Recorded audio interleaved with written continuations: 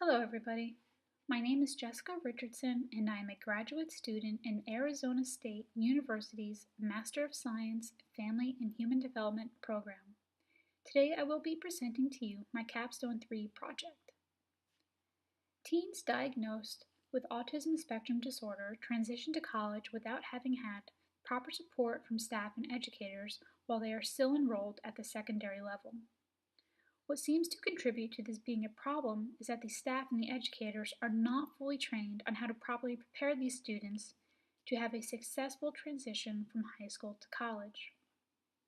While there are various areas where students with autism spectrum disorder could benefit from having more support, one in particular is the focus of my presentation, and that is social skills, the need for support of teens with autism spectrum disorder transitioning to college. Though there are various people who could benefit from this topic, the intended audiences of my presentation are school district administrators and secondary level educators and staff. Teens who are diagnosed with autism spectrum disorder differ from their peers in that they must be supported in a way that is specific to their disability and to their needs. It is extremely important that school districts and their educators at the secondary level understand what those needs may be. A student's social skills is just one of many areas where a teen struggles when transitioning to college. The educators at the secondary level have a shortage of knowledge and tools when trying to provide adequate support to help teens with autism spectrum disorder prepare for college. Current approaches, such as individualized education plans, also known as IEPs, need to be addressed because the students themselves have expressed that the educators that they work with are not familiar enough with each person's individual needs, and they would like for the educators to understand more and make a better effort to personalize each plan. A recommendation to better prepare the students in regards to social skills is a method known as video-based intervention, which I will discuss in detail later in the presentation. Students diagnosed with autism spectrum disorder are faced with a variety of challenges when they are preparing for college. And one challenge that requires addressing is the area of social skills. Social skills may be something that is more natural for their peers. It comes to them easier. But for a student with autism spectrum disorder, social skills can be a bit of a gray area. They need help with understanding what others may deem as simple social interactions. When a student with autism spectrum disorder is not clear on what a normal social interaction may be, it can not only lead to misinterpreting their peers in social settings, but it can also lead to misinterpreting their teachers or other people that they may interact with, which can lead to extra stress on the student. A more serious example of misinterpreting social cues is a male student with autism spectrum disorder might find himself in a situation where he is being charged with a sexual assault because he is not aware and does not understand what acceptable social behavior may be. Again, that is a more serious issue, but it can happen. Unfortunately, not all schools have a program that will help a student develop the social skills that are needed and can result in them being unable to form friendships not only in school, high school, but once they are in college and away from what is familiar to them. Though colleges may have programs for students with special needs, the teaching of social skills is not something that students with autism spectrum disorder are going to receive once they are there.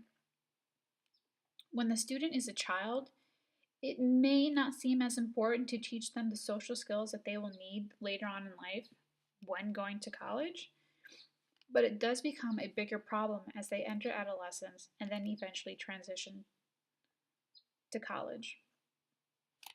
High school is a stage in a student's life that can pass by very quickly. I think we are all aware of that. Therefore, it is important that districts make a point to help the students develop the social skills that they will need before they transition to college. In 2012, 1 in 68 children were diagnosed with autism spectrum disorder. This number was up from 1 in 150 children in 2002. It is estimated that only 23% of students diagnosed with autism spectrum disorder even consider going to college, and approximately only 35% of these students enroll.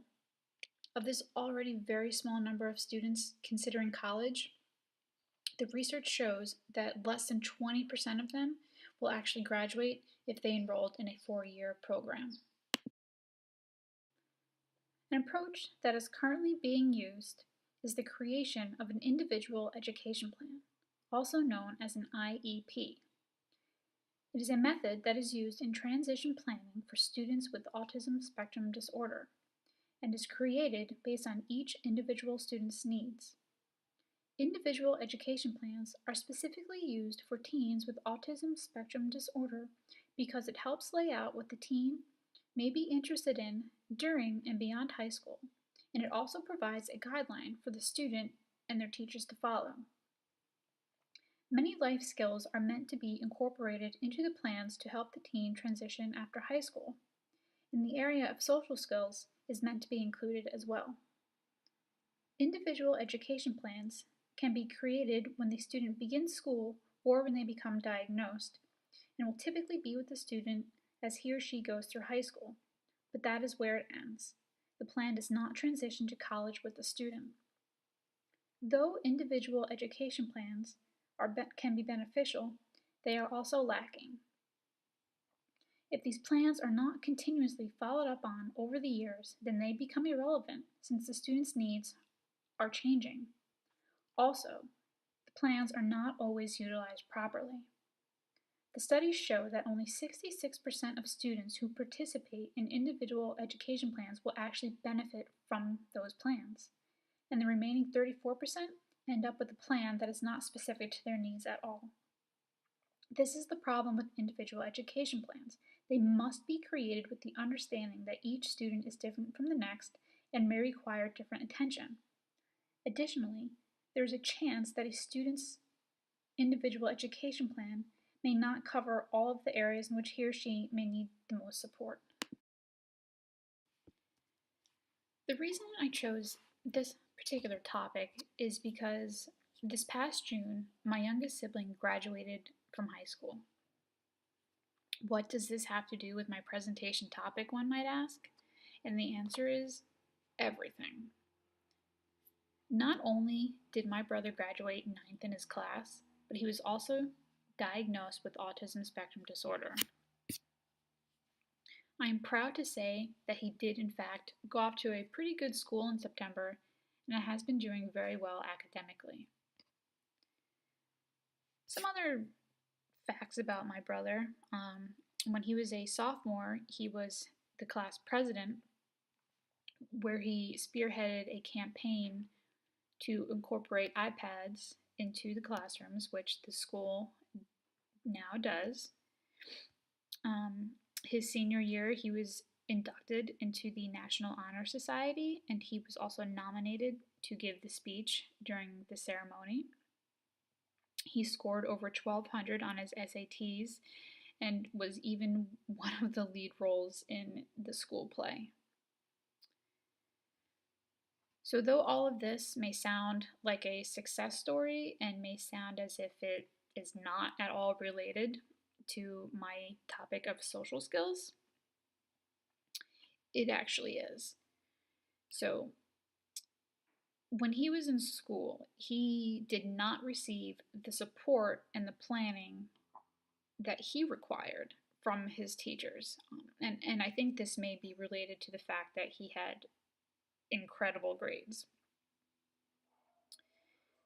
So, research indicates that teens with autism spectrum disorder will typically interact with special education teachers, and then that is where they sit down and they would develop the individual education plans.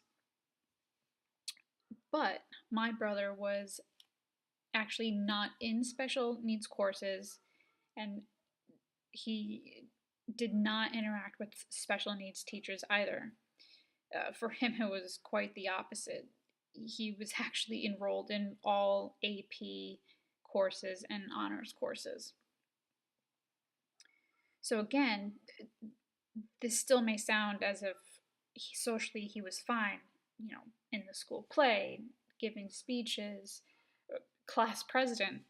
Um, when it came to doing activities like those, he was able to excel. However, he didn't go to dances, he didn't go to his prom because he always felt out of place when it came to any type of social gatherings outside of those school activities. He just really struggled with feeling as if he fit in, even if he was with people that he spoke to every day. It was tough on him, and it was tough on our parents as well. So they obviously did their best and tried to encourage him to go out, hang out with his friends, be a teenager. Um, and in defense of my parents, they come from a different generation. They aren't aware of the tools that are out there and available, uh, nowadays to help kids like my brother. So it didn't help when my mother would worry and stress that maybe he wasn't doing what a teenager should do. He would pick up on that, and then that would stress him out. He was really impacted by the environment around him. So, with that being said, the school was aware of his autism, um, but honestly, they didn't make an additional effort to help him to succeed socially. Not so much in high school, but definitely not for college. Not only did they not offer additional support, but my brother actually wasn't even aware that that was something that he could ask for. I think this was because of the fact that he was enrolled in AP and honors courses. He wasn't treated as a student with special needs, and maybe that is a good thing, but at the same time, I think that impacted him. Lynn Hewitt is a professor at Bowling Green State University, and she even wrote that social skills may not be considered as a qualifier for an individualized education plan if the student's grades are not being impacted. When I read this, I thought it was extremely interesting, and in my opinion, it totally described my brother's situation. He did so well academically that maybe they thought he didn't need additional support. So, though individualized education plans are meant to incorporate social skills, I believe my brother did not benefit from a plan since he excelled academically. Now, this is just my opinion, but I feel that this is a shortcoming of individualized education plans and possibly a shortcut that is taken by staff and educators.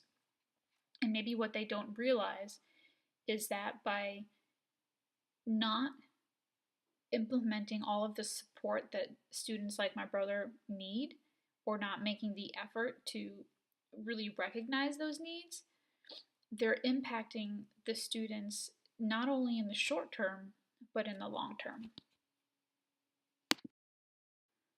Let's move on to my recommended approach. A different kind of approach that is used is called video-based intervention, or VBI, specifically video self-monitoring.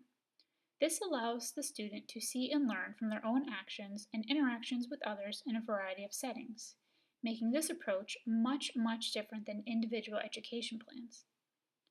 Research shows that this method has improved the social skills of those who have participated and has the capability to get the participant to learn skills in a way that feels more natural for them. Video-based intervention is the use of a pre-recorded video that can be used with any student with autism spectrum disorder because the videos are skill-specific instead of being individual-specific like the individual education plans. It allows the student to watch pre-recorded videos of others, but also recordings of themselves performing different tasks in different types of settings and succeeding. Among various methods of technology used to teach social skills, video-based intervention is used most frequently at about 58.6% of the time. According to studies, the use of video-based intervention is said to improve social skills by 53%. The method of video-based intervention where the student is recorded works because it allows the student to see that they have completed a task successfully. When they can see that they are succeeding, it can also contribute to the betterment of their self-esteem. By using video-based intervention and collecting data, educators have the ability to learn more about the student they are working with and focus on the areas that need the most attention and support. The study of teens with autism spectrum disorder is not at all uncommon.